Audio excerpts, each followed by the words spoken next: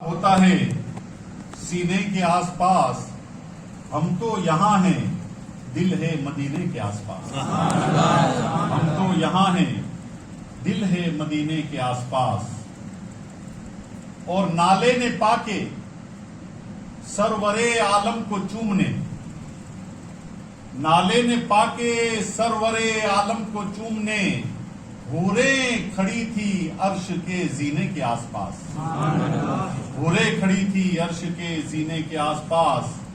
اور ہاشمی ہمیں بھی شافعِ محشر بلائیں گے، ہاشمی ہمیں بھی شافعِ محشر بلائیں گے، جائیں گے ہم بھی حج کے مہینے کے آس پاس. جائیں گے ہم بھی حج کے مہینے کے آس پاس. رمضان المبارک کا مقدس مہینہ ہم سے بس رخصت ہونے کی تیاری میں ہے، اور آج کی مقدس شب جسے شب قدر کہا جاتا ہے، جو 1000 مہینوں سے افضل ہے، 1000 مہینوں سے بہتر ہے، وہ اللہ تبارک و تعالیٰ نے ہم کو نصیب فرمائی. قرآن شریف میں 12 مہینوں میں سے کس مہینے کا ذکر آیا ہے؟ صرف اور صرف رمضان کا ذکر آیا ہے. نہ شوال کا ذکر آیا ہے، نہ ذیقعدہ کا ہے، نہ ذی الحجہ کا ہے، نہ سفر کا ہے، نہ محرم کا ہے، نہ شعبان کا ہے، نہ رمضان کا، نہ شعبان کا ہے، نہ رجب کا ہے. صرف اور صرف اللہ تبارک و تعالیٰ نے رمضان کے مقدس مہینے کا نام ہی قرآن میں نازل فرمایا. اور رمضان کی کتنی برکتیں ہیں. رمضان کے 5 حروف ہیں عربی میں جو لکھے جائیں. سب سے پہلا حروف کیا ہے رمضان کا؟ رے. پھر دوسرا حروف ہے میم، پھر تیسرا حروف ہے زواد، پھر چوتھا حروف ہے الف، اور پھر 5واں حروف ہے نون. 5 حروف ہے. بزرگان دین فرماتے ہیں کہ جو رمضان کے 5 حروف ہے اس کا مطلب یہ ہے کہ رمضان کا پہلا حروف ہے رے، اس سے مراد ہے رحمت الہی. دوسرا حروف ہے میم، اس سے مراد ہے محبت الہی. تیسرا حروف ہے زواد، اس سے مراد ہے زمان الہی. چوتھا حروف ہے الف، اس سے مراد ہے امان الہی. اور 5واں حروف جو ہے وہ نون ہے، اس کا مطلب ہے نور الہی. تو رحمت الہی، محبت الہی، زمان الہی، امان الہی اور نور الہی کس کو ملتا ہے؟ علماء کرام فرماتے ہیں کہ جیسے رمضان کے 5 حروف ہے اور اس کا مطلب ہے، اسی طرح رمضان میں اللہ تبارک و تعالیٰ نے 5 عبادتیں رکھی. 5 عبادتیں. سب سے پہلی عبادت رمضان کی کیا ہے؟ روزہ. دوسری عبادت رمضان کی کیا ہے؟ تلاوت قرآن. تیسری عبادت رمضان کی کیا ہے؟ تراویح. کیا ہو گیا؟ روزہ، قرآن کی تلاوت، تراویح. چوتھی ہے نماز. اور 5ویں چیز ہے شب قدر میں اللہ کی عبادت کرنا. تو جو آدمی رمضان کے مہینے میں یہ 5 عبادتیں کرتا ہے، روزہ رکھتا ہے، قرآن کی تلاوت کرتا ہے، نماز پڑھتا ہے، تراویح پڑھتا ہے اور شب قدر کو عبادت کرتا ہے، اللہ تبارک و تعالیٰ اسے وہ 5 چیزیں عطا فرماتا ہے. یعنی محبت الہی بھی عطا فرماتا ہے، امان الہی عطا فرماتا ہے، نور الہی عطا فرماتا ہے، محبت الہی عطا فرماتا ہے اور زمان الہی عطا فرماتا ہے. ہجری 2 میں رمضان کے مہینے میں اللہ تبارک و تعالیٰ نے روزے کو فرض کیا. 2 ہجری میں اللہ کے رسول صلی اللہ تعالی علیہ وسلم نے اعلان نبوت کیا. اس کے 12 سال کے بعد رمضان کے روزے فرض ہوئے. شروع اسلام میں روزہ نہیں تھا. 12 سال کے بعد ہجری 2 میں یعنی اللہ کے رسول صلی اللہ تعالی علیہ وسلم اعلان نبوت کے بعد 10 سال مکہ میں رہے. وہاں تک مسلمانوں پر روزہ فرض نہیں تھا، لیکن مدینہ جب پہنچے تو ہجرت کا پہلا سال اس وقت بھی روزہ فرض نہیں ہوا تھا، اور دوسرا سال آیا تو اللہ تبارک و تعالیٰ نے روزے کو فرض فرمایا. اور رمضان کے کتنے روزے ہیں؟ 30 روزے نا رمضان کے. یہ 30 ہی کیوں؟ عقل کا تقاضا ہے. اللہ چاہتا تو 20 رکھتا، اللہ چاہتا 10 رکھتا، اللہ چاہتا 40 رکھتا، لیکن یہ 30 ہی روزے اللہ تبارک و تعالیٰ نے کیوں رکھے؟ اس کی مصلحت یہ ہے، یہ پہلی بار آپ نے سنا ہوگا، شاید آپ نے کہیں نہیں سنا ہوگا کسی عالم سے یا کسی مقرر سے. حضرت آدم علیہ السلام کو اللہ تبارک و تعالیٰ نے جب جنت میں بھیجا تو وہاں پر ایک گیہوں کا جھاڑ تھا. آدم علیہ السلام کو حکم دیا تھا کہ اس جھاڑ کے قریب مت جانا اور اس کے دانے مت کھانا.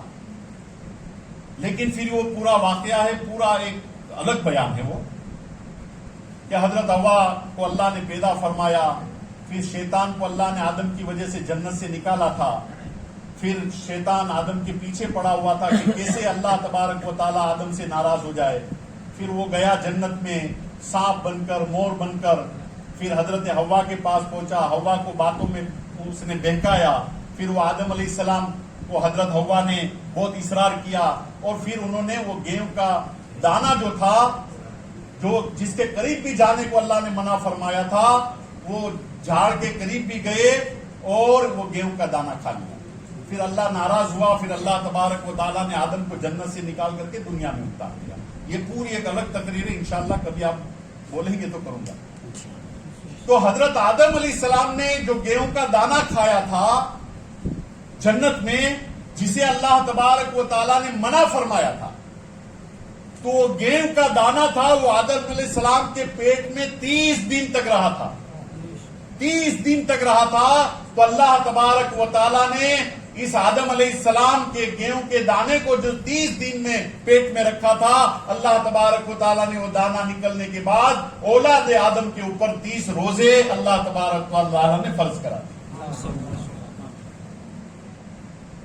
اور رمضان کا مہینہ جیسے ہی شروع ہوتا، اللہ تبارک و تعالیٰ جنت کے دروازے کھول دیتا ہے، جہنم کے دروازے بند کر دیتا ہے. اللہ تبارک و تعالیٰ جیسے ہی رمضان کا مہینہ شروع ہوتا ہے، کرامن اور کاتبین جو ہمارے کاندھے کے اوپر نیکیاں اور برائی لکھنے والے 2 فرشتے 24 گھنٹہ، اللہ تبارک و تعالیٰ ان فرشتوں کو رمضان میں حکم دیتا ہے، اے نیکیاں لکھنے والے فرشتوں کرامن کاتبین، رمضان کا بابرکت مہینہ شروع ہو گیا ہے، اب تم نیکیاں لکھنا، مسلمانوں کے گناہ کو لکھنا چھوڑ دینا. تو رمضان کے مہینے میں فرشتے صرف ہماری نیکیاں ہی لکھتے ہیں، جو کچھ بھی گناہ ہوتے وہ لکھے نہیں جاتے.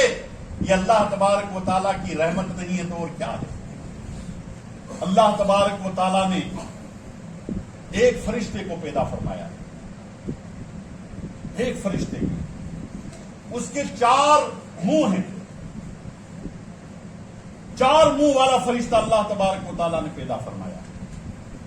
اور حدیث پاک میں آیا ہے کہ ایک منہ سے دوسرے منہ تک فرشتے کے جانے کے لیے 80,000 برس کا راستہ ہے. ایک منہ سے دوسرے منہ تک پہنچنے کا حدیث پاک کے الفاظ ہے. 80,000 برس کا راستہ ہے ایک منہ سے فرشتے کے دوسرے منہ تک پہنچنے کے لیے. اللہ کے رسول ارشاد فرماتے ہیں، اللہ تبارک و تعالی نے اسے حکم دیا ہے کہ تو سجدے میں چلا جا. تو وہ فرشتہ سجدے میں چلا گیا، اپنے منہ کو سجدے میں رکھ دیا ہے اس نے. اور وہ 4 منہ جو ہے اس کے اللہ کے رسول صلی اللہ تعالی علیہ وسلم ارشاد فرماتے ہیں کہ اس کا پہلا منہ جو ہے وہ روزانہ کیا کہتا ہے؟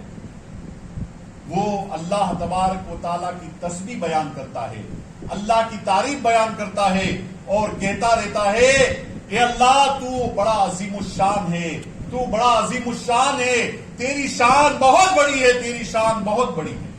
ایک منہ کا کام ہے یہ اللہ کی تسبیح بیان کرنا. اور دوسرا منہ جو ہے اس فرشتے کا، وہ فرشتے کا منہ جہنم کی طرف ہے. وہ فرشتہ جو دوسرا منہ اس کا جہنم کی طرف سے ہے، وہ جہنم کی طرف منہ رکھ کر کے کہتا ہے اے جہنم میں جانے والو تم بد نصیب ہو، اے جہنم میں جانے والو تم کم نصیب ہو. اور تیسرا منہ اس کا جنت کی طرف ہے، اور تیسرے منہ سے آواز نکلتے رہتی ہے جو اس میں چلا گیا اس کو مبارکباد ہے، جو اس میں چلا گیا اس کو مبارکباد ہے، جو اس میں چلا گیا اس کو مبارکباد ہے.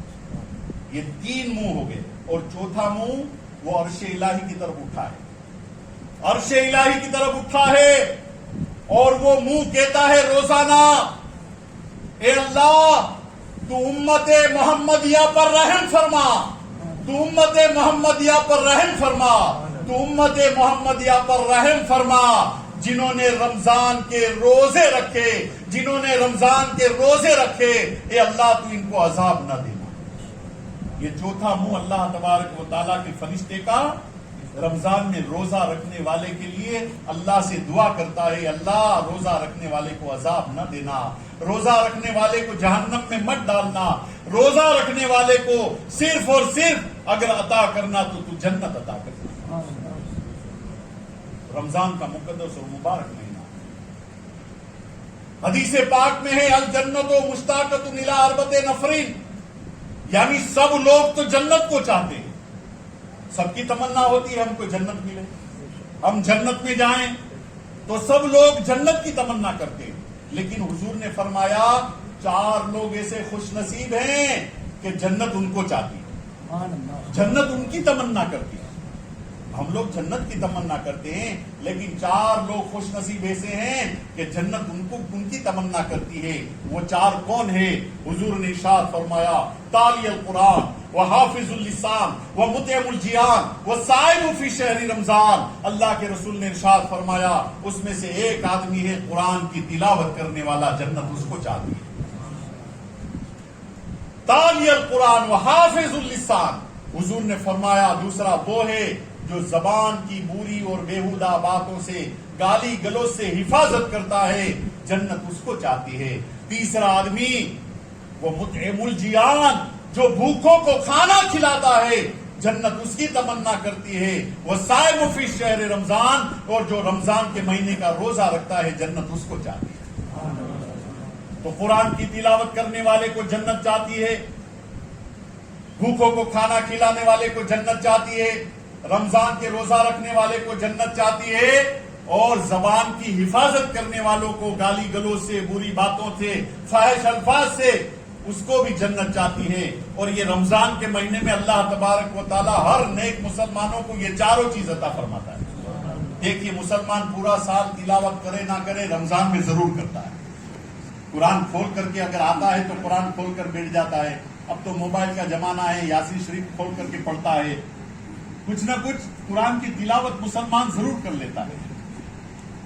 دوسری چیز ہے بھوکوں کو کھانا کھلانا. الحمدللہ یہ رمضان کی برکت ہے کہ اللہ تبارک و تعالی ہر آدمی کے دل کو، چاہے وہ غریب ہو امیر ہے، سب کے دل کو کھول دیتا ہے، اور وہ رمضان میں کچھ نہ کچھ خیرات کرتا رہتا ہے، بھوکوں کے لیے کچھ نہ کچھ بانٹتا رہتا ہے. کچھ نہیں ہوتا تو تھوڑا سا فروٹ لے کر بھی افطاری کے لیے مسجد میں بھیج دیتا ہے، تو یہ بھی ثواب مل گیا. اور رمضان کے مہینے کے روزے بھی رکھتا ہے. 3 چیز. اور چوتھی چیز کیا ہے؟ زبان کی بری اور بیہودہ باتوں سے حفاظت کرنا. رمضان میں آدمی اس سے بھی حفاظت کرتا ہے. رمضان کے علاوہ منہ سے بھلے جو کچھ نکلے، لیکن رمضان میں آدمی جو ہے وہ کم سے کم رمضان کا اتنا تو لحاظ کرتا ہے کہ زبان سے گالی نہیں نکلتا. اور جھگڑا بھی ہو جاتا ہے تو کہتا ہے چلا جا یہاں سے ہو، آج روزے سے ہوں. جھگڑا بھی ہوتا ہے، شاید پریکٹیکل بات ہے، جھگڑا بھی ہوگا، لڑائی بھی ہوگی، لیکن منہ سے گالی نہیں نکلے گا. دیکھ بھائی میرا روزہ ہے تو چلا جائے، یار بولنے مت دے ورنہ بھی کچھ نکل جائے گا. کم سے کم رمضان کا اتنا احترام ہوتا ہے. تو یہ 4 چیز اللہ تبارک و تعالی ہم کو رمضان میں عطا فرماتا ہے. اور رمضان کی نیکی، اس میں ہمیں یہ جو شب قدر کی رات ملی ہے، رمضان کا مہینہ ملا ہے.